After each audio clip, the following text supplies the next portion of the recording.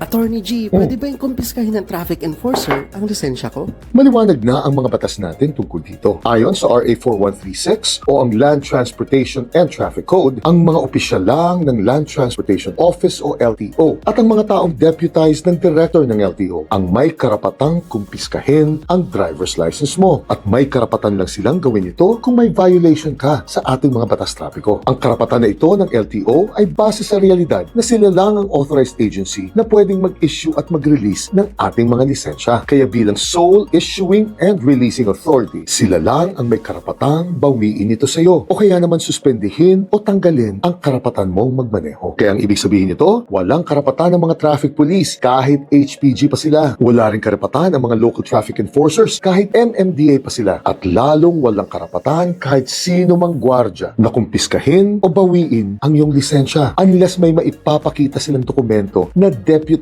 sila ng LTO mismo. Kaya nga noong September 14, 2022, nag-issue ng memorandum ang DILG para sa lahat ng lokal na pamahalaan na baguhin na nila ang kanilang mga ordinansa at tanggalin na sa mga ito ang kanilang karapatang kumuha ng lisensya. Kaya sa susunod na huli mo at kung kinukumpis ka ang lisensya mo, kalma ka lang at hingan mo sila ng LTO ID o kaya naman authority na galing sa LTO mismo. Genial!